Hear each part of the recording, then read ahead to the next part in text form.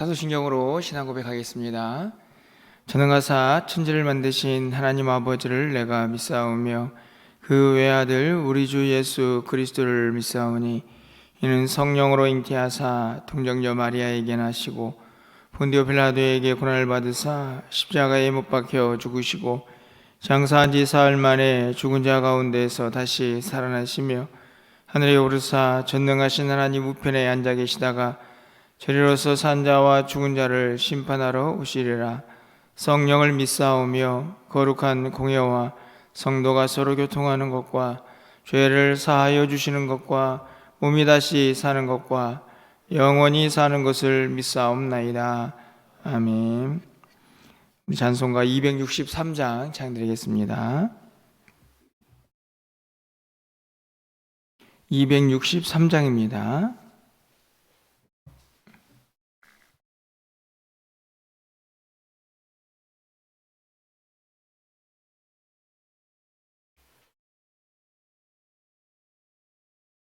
이 세상 험하고 나 비록 약하나 늘 기도 힘쓰면 큰 권능 얻겠네. 주의 은혜로 대속받아서 피와 같이 붉은 죄는 같이 이겠네. 주님의 권능은 한없이 크오니 돌 같은 내 마음 곧 녹여주소서. 주의 은혜로 대속받아서 피와 같이 붉은 죄는 같이 이겠네. 내 마음이 약하여 늘 넘어지오니 주 예수 힘주사 굳세게 하소서. 주의 은혜로 대속받아서 피와 같이 붉은 죄는 같이 이겠네. 죄사함 받은 후 새 사람 되어서 주 앞에 서는 날 늘 찬송하겠네. 주의 은혜로 대속받아서 피와 같이 붉은 죄는 같이 이겠네. 아멘.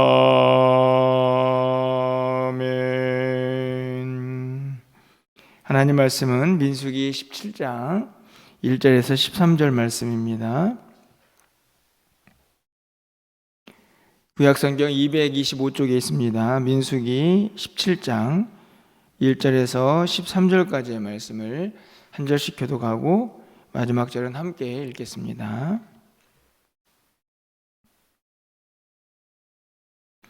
여호와께서 모세에게 말씀하여 이르시되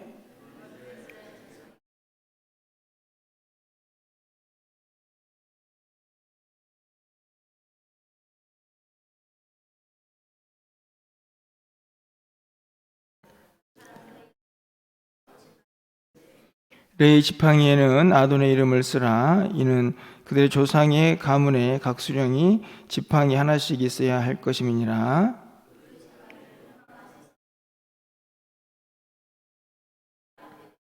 내가 택한 자의 지팡이에는 싹이 나리니 이것으로 이스라엘 자손이 너에게 대하여 원망하는 말을 내 앞에서 그치게 하리라.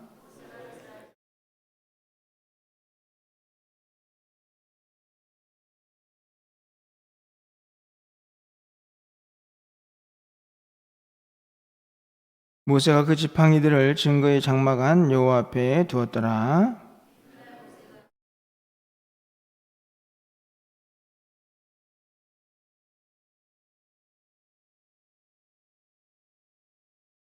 모세가 그 지팡이 전부를 여호와 앞에서 이스라엘 모든 자손에게로 가져오매 그들이 보고 각각 자기 지팡이를 집어 들었더라.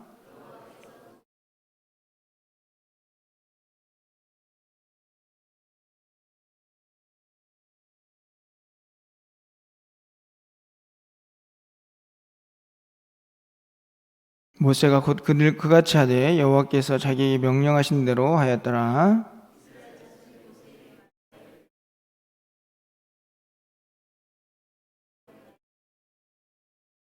13절입니다. 가까이 나아가는 자 곧 여호와의 성막에 가까이 나아가는 자마다 다 죽사오니 우리가 망하였다 하리이다. 아멘. 또 새로운 한 주간이 시작되는 거룩한 주일입니다. 오늘도 하나님께서 또 예비하신 은혜 여러분 예비를 통하여서 마음껏 받아 누리시기를 소망하고 또 한 주간도 또 주님 안에서 모든 일이 주님과 동행하고 또 승리하는 그런 한 주간이 되기를 간절히 소망합니다. 민수기 17장에 이르렀는데요. 문득 이런 생각이 좀 들었습니다. 지금 이 17장에 도착한 이스라엘 백성들의 분위기가 어떨까 이런 생각을 좀 해보게 되었는데요. 참으로 엉망이었을 것이다 이런 생각이 좀 듭니다. 우리 16장부터 살펴보았던 민수기의 내용이 어떻습니까? 고라와 또 그를 추종하는 무리들이 원망과 불평을 하면서 모세와 아론의 리더십에 도전을 합니다. 우리가 이미 알다시피 구체적으로는 아론, 자기들도 레위 지파인데 왜 아론만 제사장의 직무를 감당해야 하는가? 왜 그만 거룩하게 구별됩니까? 라고 하는 불만이었죠. 그로 인해서 그 무리들이 다 죽음을 당합니다. 그걸 보고 백성들이 회개하는 게 아니고 또 원망을 합니다. 그래서 백성들 가운데 연병이 일어나서 또 많은 사람들이 죽음을 당하게 되죠. 그리고 지금 17장에 도달을 했습니다. 아마 이스라엘 백성들의 전체적인 분위기, 아마 두려움, 그리고 절망 뭐 이런 것들이 가득하지 않았을까요? 그런데 하나님께서 오늘 갑자기 조금 이상한 일을 이 백성들에게 시킵니다. 각 지파에서 지팡이 하나씩 가져와라. 그리고 우리가 잘 알고 있는 것처럼 아론의 지팡이에서 싹이 나는 그런 기적을 그 백성들에게 보여줍니다. 도대체 이 어수선한 분위기, 이 엉망인 또 절망 가운데 있는 이 백성들을 향한 이 아론의 쌍난 지팡이는 도대체 무슨 의미가 있을까 하는 생각을 가지면서 오늘 우리 기도 제목을 함께 좀 삼아보려고 합니다. 가장 먼저는 이 지팡이에는 이 원망이 화평, 평안으로 바뀌는 그런 의미가 있는 것은 아닌가 생각이 듭니다. 여러분 이 5절 말씀을 가서 보면 내가 택한 자의 지팡이는 싹이 나리니 이것으로 이스라엘 자손이 너희에게 대하여 원망하는 말을 내 앞에서 그치게 하리라. 원망하는 말, 제가 말씀을 드렸던 것처럼 왜 우리는 안 됩니까? 그리고 또 백성들은 왜 당신들이 그 사람들을 죽게 했습니까? 다 원망이죠. 그런데 이 아론의 쌍난 지팡이를 통해서 하나님 택한 자가 누구인지를 확실하게 보여주고 그걸 통해서 백성들 안에 있는 원망들, 불평들 그것을 제거하겠다 이렇게 말씀을 하십니다. 10절 하반절도 마찬가지죠. 그들로 내게 대한 원망을 그치고 죽지 않게 할지니라. 참 많은 것을 포함하고 있는 것 같습니다. 사실 원망을 통해서 하나님의 심판을 받게 되는데, 하나님의 심판이 아닐지라도 우리의 마음속에 누군가를 향한 원망, 불평, 이런 마음이 생기면 자기 자신이 죽죠. 그렇지 않습니까? 원망이 가득한 마음, 그 안에 미움과 증오가 가득한 마음에 거기에 무슨 열매가 맺고 무슨 싹이 나겠습니까? 영혼이 죽는 거죠. 겉으로는 멀쩡해 보여도 그 마음은 이미 죽은 마음이라고 할 수 있습니다. 개인이든 공동체에서 마찬가지죠. 이 원망이 악성 종양처럼 퍼져가고 불평과 또 그 안에 있는 이 어수선함, 이런 것들이 막 가득한 공동체에 얼마나 소망이 없는 공동체인가를 생각해 보게 됩니다. 그들에게 하나님께서 쌍난 지팡이를 통해서 그 원망을 제거하시고 다시 질서를 세우시고 그리고 그 공동체의 평화를 하나님께서 주시겠다는 사인이 바로 아론의 쌍난 지팡이가 되는 것이죠. 참 의미가 있다라는 생각이 듭니다. 두 번째로는요, 이 지팡이 얘기는 절망이 희망으로 바뀌는 그런 의미도 담겨져 있습니다. 여러분 8절 말씀을 가서 보시죠. 이튿날 모세가 증거의 장막에서 들어가 본즉 레위 집에 위하여 낸 아론의 지팡이에 움이 돋고 순이 나고 꽃이 피어서 살구 열매가 열렸더라. 사실은 이제 놀라운 기적 같은 일이 이 하룻밤 사이에 일어나게 됩니다. 여러분 보십시오. 싹이 나고 꽃이 피고 열매가 열렸습니다. 무엇을 의미합니까? 지팡이가 살아있는 거죠. 여러분 지팡이는 어떤 지팡이입니까? 다 죽어있죠? 살아있는 나무로 지팡이를 쓰더라도 나중에 다 말라 죽습니다. 지금 각 지파에서 대표로 지팡이 하나씩 나왔는데 다 죽어 있습니다. 그런데 이후에 하나님께서 놀라운 기적으로 이 아론의 지팡이만은 살아나게 하시죠. 저는 오늘 이 지팡이는 이 이스라엘 백성들의 영적인 상태가 아닌가 생각이 듭니다. 이 원망과 불평뿐만 아니라 절망 가운데 있습니다. 어떤 절망일까요? 여러분 12절 말씀 가서 보시면 이스라엘 자손이 모세에게 말하여 이르되 보소서 우리는 죽게 되었습니다. 망하게 되었습니다. 다 망하게 되었습니다. 죽는다, 망한다.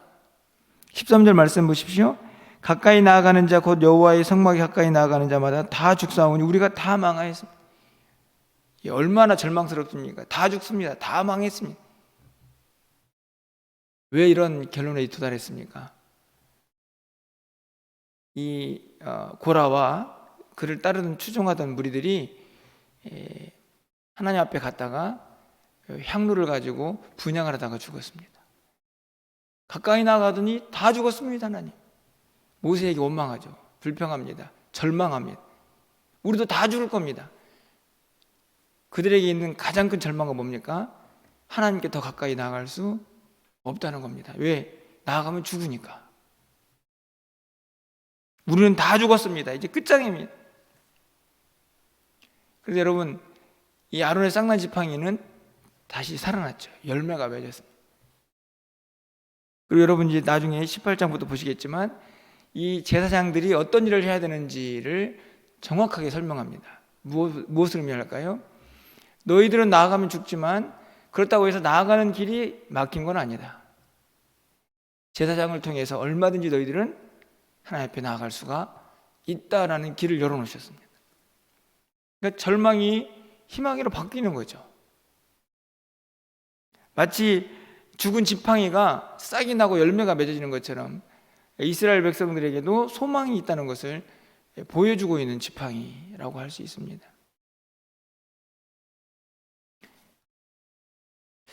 이스라엘 백성들이 이 지팡이의 의미를 알았다면 이 12절과 13절의 절망의 노래는 하지 않았을 거라 이런 생각이 듭니다. 그래서 학자들은 이 절망이 여기에 있는 게 맞냐 뭐 이렇게 또 논란을 하기도 하죠. 중요한 것은 그 백성들의 지금의 영적인 상태입니다. 우리가 더 이상 하나님 앞에 나아갈 수도 없고 우리는 다 죽을 겁니다. 우리는 끝장입니다. 그때에 이 아론의 쌍난 지팡이를 통해서 살아있는 자, 그리고 하나님의 능력으로 살 수 있는 자, 그것을 보여주고 있습니다. 말라 죽은 지팡이도 하나님의 능력으로 살릴 수 있다는 것을 보여주고 계시는 거죠. 마지막으로 이 지팡이가 보여주고 있는 또 다른 의미는요, 바로 하나님의 보호하심입니다. 여러분 8절 말씀의 끝부분에 가보면요, 꽃이 피어서 무슨 열매가 맺었나요? 살구 열매. 여러분 이런 생각이 들지 않습니까? 왜 하필이면 살구냐? 수많은 열매 중에 이 살구라는 단어가 지키다라는 단어, 여러분 기억나십니까? 예레미야 선지자가 하나님께 소명을 받을 때 두려운 마음에 자신이 그 소명을 감당할 수 있을까 생각할 때 하나님께서 환상을 보여주십니다. 어떤 환상이었던가요? 제가 얼마 전에 설교했던 기억도 나는데요, 예레미야 1장 11절에 여호와의 말씀이 또 내게 임하니라 이르시되 예레미야야 내가 무엇을 보느냐 하시니 내가 대답하되 내가 살구나무 가지를 보나이다. 하나님께서 12절에 이렇게 말씀합니다. 여호와께서 내게 이르시되 내가 잘 보았도다. 이는 내가 내 말을 지켜 그대로 이루려 함이라. 지켜서 성취하시는 하나님. 이것을 보여주는 메시지가 살구나무입니다. 그 발음이 같다, 비슷하다, 이렇게 제가 말씀을 드렸던 기억이 나는데 똑같습니다. 여기 살구나무의 의미죠. 그 백성들을 보호하고 인도하시겠다, 하나님 말씀대로 성취하겠다는 의미가 담겨져 있는 열매입니다. 죽은 줄 알았던 지팡이에서 싹이 났습니다. 꽃이 피었습니다. 열매가 맺었는데 살구나무가 맺었습니다. 백성들은 깨달아야 했습니다. 절망 가운데 있어도 우리에게는 소망이 있다는 사실을, 그 소망은 다른 누군가가 아니라 하나님이라는 사실을. 여러분 왜 하나님입니까? 아론의 쌍난 지팡이니까 아론이지.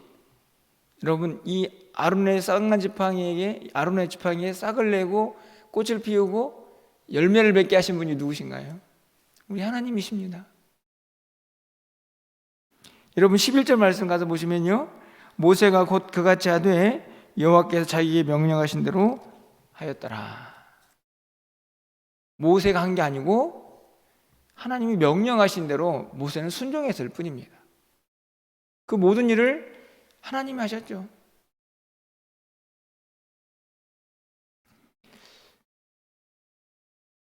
이 오늘 말씀을 통해서 개인적으로 우리 각 사람들 마음속에, 우리의 마음속에도요, 원망이 있을 수 있습니다. 절망이 있을 수 있습니다. 이제 죽었구나, 이게 끝이구나, 그런 마음이 들 수도 있지만 오늘 우리에게 소망이 있는 것은 우리가 우리를 도우시고 인도하시는 하나님과 함께하고 있다. 하나님은 능력의 하나님이라는 것입니다. 죽은 지팡이에도 싹을 나게 하시고 열매를 맺게 하시는 분이 우리 하나님이십니다. 개인이든 가정이든 공동체든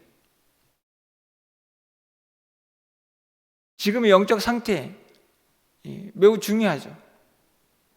하지만 그 안에 절망이 있을지라도 우리가 포기하지 않는 이유는 바로 하나님 우리와 함께 하시고 그 하나님이 모든 것을 바꾸실 수 있는 능력이 있는 분이라는 사실을 우리가 믿고 있기 때문에 그렇습니다.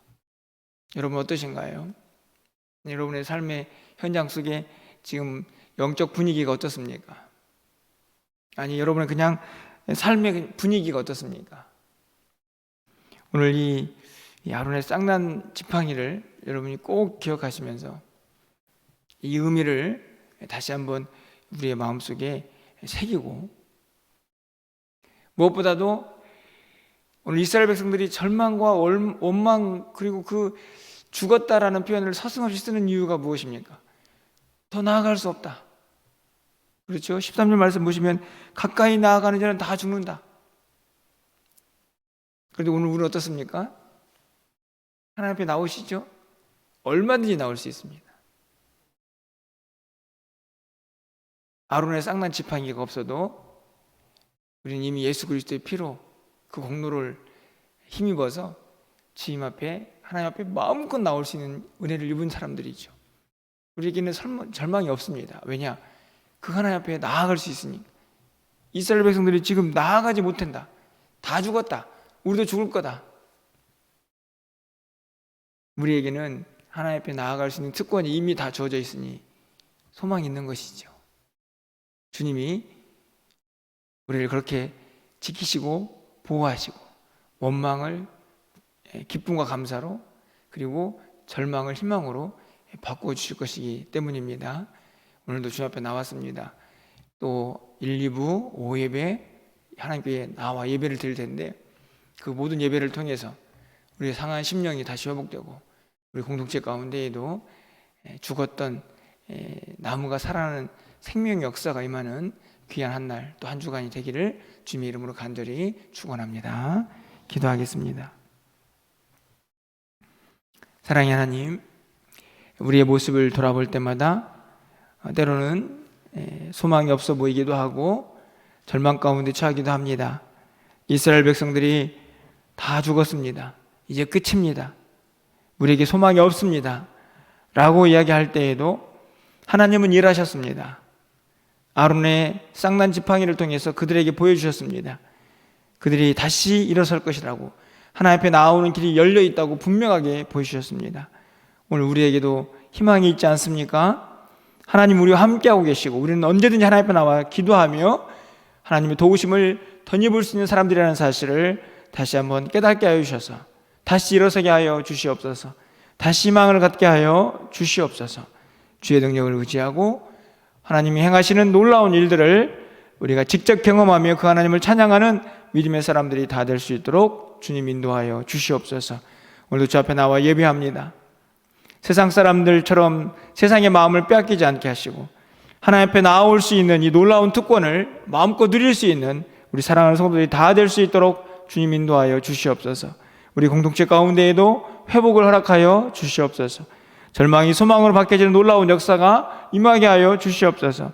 하나님의 은혜를 마음껏 경험하는 복된 주일이 되게 하시고 그 힘으로 또 이 한 주간도 승리하며 살아갈 수 있도록 주께서 역사하여 주시옵소서. 사랑하는 성도들, 오늘도 깨어서 기도합니다. 하나님 그 기도를 들어응답하여 주시고 하나님 오늘 앞에 드려진 모든 예배가 하나님 기쁨이 될 수 있도록 주께서 역사하여 주시옵소서. 오늘 유치부터 장려부 이르기까지 우리가 드린 예배 하나님 기뻐 받아주시고 강단에 선포되는 말씀이 생명의 말씀되어 문 영혼을 살리기에 충만한 말씀, 충분한 말씀 되게 하여 주시옵소서. 예수 그리스도 이름으로 기도합나이다. 아멘.